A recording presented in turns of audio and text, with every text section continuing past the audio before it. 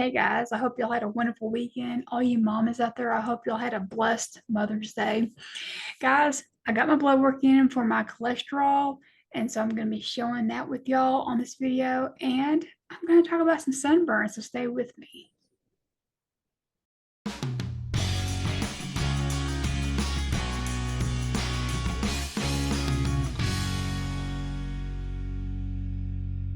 Well, hey, my name is Susan and welcome to my channel. If you're new here, I have been living a ketogenic lifestyle for a year and a half. I have reversed my type 2 diabetes, fatty liver, kidney disease, and high blood pressure, and I'm currently working on improving my HDL and my cholesterol panel, which you're going to hear more about in this video. If you're a returning subscriber, well, you guys already know you are my friends. All right, guys. Well, last year was my first summer that I experienced as a meat-based lifestyle, or what others call carnivore. And, I have heard Dr. Berry talk about how, when you're eating carnivore, you don't sunburn. And I've heard a lot of people testify that they don't sunburn either. But guys, let me tell you something. I burned all last year, and all over my shoulders were just beet red like lobsters. And it was sore to touch, and that it was hot to touch. And everything that Dr. Berry said would happen on this lifestyle has happened for me, except for the gallbladder. My gallbladder did not improve, even though I had no stones. It didn't improve, and I had to get it removed because I just couldn't deal with it anymore. But he did say that not everybody's would, so it's not like he lied. He did. He wasn't wrong. So basically, what I'm saying is everything he said has been true for me on this lifestyle. But the sunburn didn't seem to be true. And I'm definitely not calling him a liar. I was just really confused at why I was still sunburning.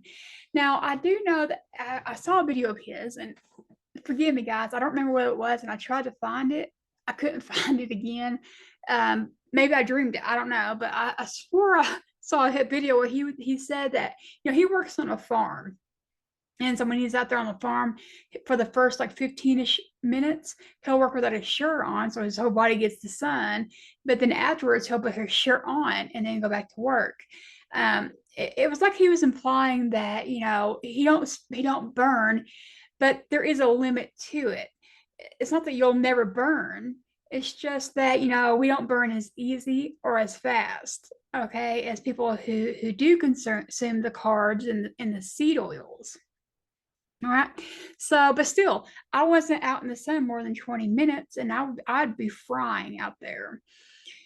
I got to talking with somebody on one of my Facebook groups, and I was telling them, hey, this year I've noticed I'm not burned not once, and I'm out there for about 20 minutes at a time. And well, about 2 weeks ago, I almost burned, but I was on the phone when I was outside walking, and I lost track of time. So I was out there for a while, and I didn't burn, but my shoulders did get red. They wasn't hot to touch, and it didn't hurt, but they did get red instead of a brown color. So I did almost burn there. But guys, I haven't burned yet, and I've been outside walking for a couple months now.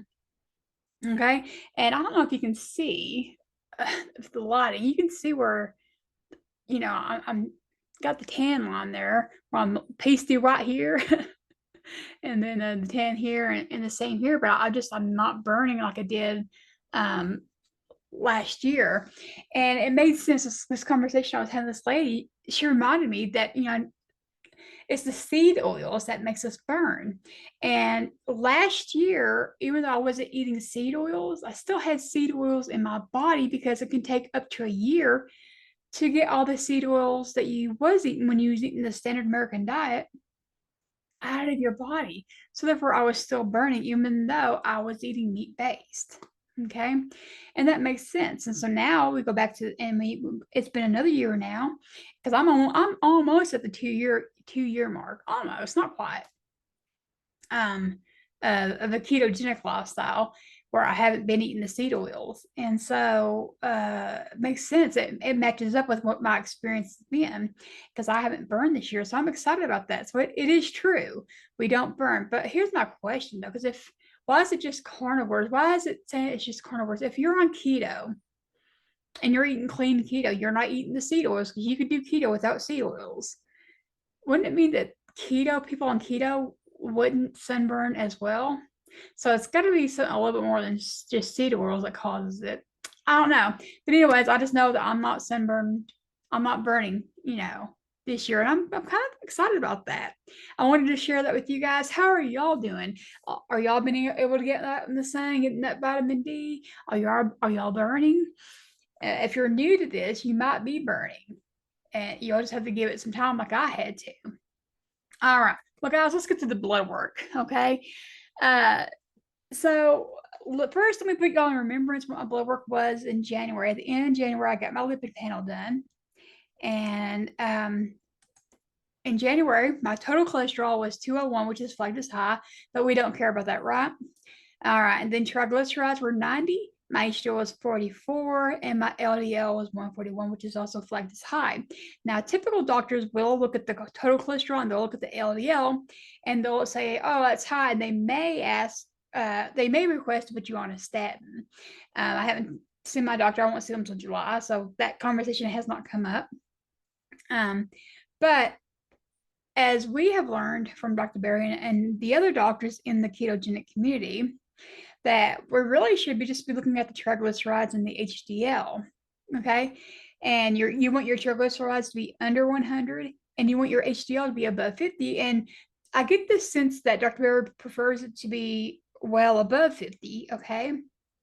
And so, my HDL, when I was first diagnosed with all my issues in 2022, I think it was 34 is the lowest HDL that I saw. Of course, I didn't know what that meant at the time then. And then here, but other people are testifying their HDL once they get on this lifestyle, it seems to go up really fast. It seems to correct itself really fast. Mine was not. It was barely budging.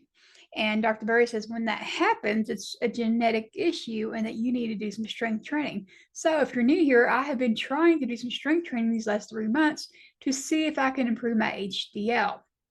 Well, in this one here, you can see it's 44. It's still below 50. I need to get it up. All right. And then we also need to pay attention to the triglyceride to HDL ratio. And I believe like the optimal range is below 2.0, might be below 3.0.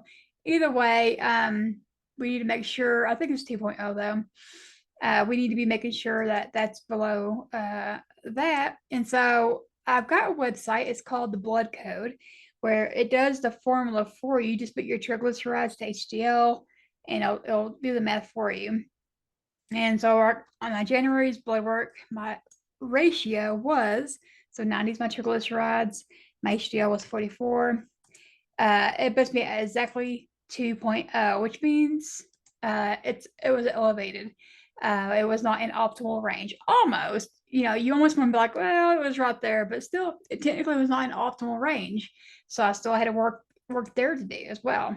Well, in the last 3 months, I've been trying to do some strength training.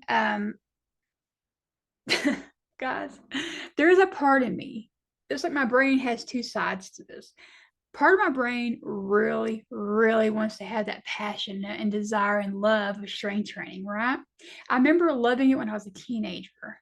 But guys, I can't find that love. I'm not, I can't lie. I can't find it. It is a chore for me to lift weights and strength train. I wish my desire to have the passion would turn into actual passion. I have no problem walking. I like to get out and walk in the sun.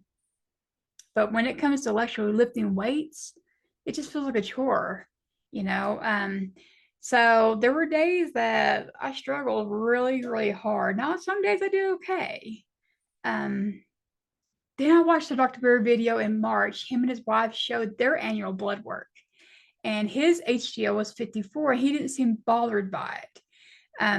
I guess he's got the same issue with, it's a genetic for him too. But guys, he does farm work, and farm work is not something you get a choice. Okay, you can't just be like, I don't feel like it today, I'm not doing it. No, you've got to get out there and do it. And plus, looking at him, you could tell he gets up there and works, right?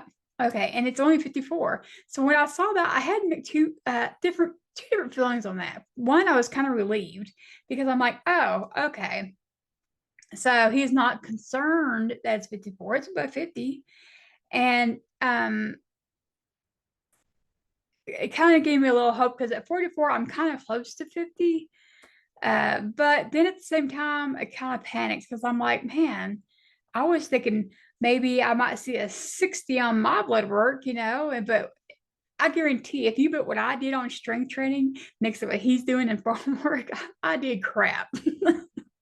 So if he's only got a 54, I'm like, dear God, mine probably didn't even budge. Watch, it probably went lower, I'm gonna be so upset, at myself. I had nobody else to blame but myself because I did fail, guys. I did some strength training. I tried, but I could have there is a room for a lot of improvement, let me tell you, okay? So, anyways, I got my blood work done, and these are my results. Here we go. All right, my total cholesterol is 192. It came down. It's not flagged as high anymore. My triglycerides came down, went to 81. My HDL is at 49. Okay, guys, I'll talk about that in just a second. Let's go on and look at my LDL. It's 128. It came down to from a 141. It's still flagged as high. My brain's still getting cholesterol, which is what I need. But so let's talk about the HDL. So hey, good news. It did come up. It only came up 5 points, but it did come up. Guys, I'm trying to not be like, because I missed 50 by 1 point. My fault. I know I probably could have made it if I just put a little bit more effort into it. So I failed, guys. In that way I failed, but I didn't fail overall. I reached my goal of improving it. And my annual doctor's appointment is coming up in July. So he's going to do a blood panel on me again. And thankfully this time I won't come out of my own pocket. And it's kind of pumped me up a little bit, I want to see if I can get that to roll over to be above 50 finally, and I really believe that I can. It's just, man, my cholesterol is giving me a run for my money, right? All right, but I think I'm gonna make it. Now, here's the exciting part, guys. Let's go back to that website, and let's put my new numbers in that ratio. So now my new triglycerides is 81. And my new HDL is 49, which makes my ratio 1.7. Guys, even though my HDL still needs to come up, I'm in optimal range with my triglyceride to HDL ratio. I'm happy about that. For the first time, I can say it's in optimal range. So I think my cholesterol is looking really, really good. So that's exciting. Not exactly where I was hoping it to be, but I mean,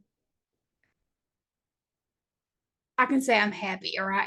And in July, when my doctor's appointment is in, I'm hoping I can report that I am officially in the healthy range with HDL that's above 50. I'm hoping so. All right. Well, guys, it's been a pleasure, my friends. Thank you for watching, and I will see y'all in the next video. And my towel is falling down. Y'all can see my ugly red chair. I hate the color of the chair. That's why I keep this towel above it. All right, guys. Well, I'll see y'all in the next video. Bye-bye.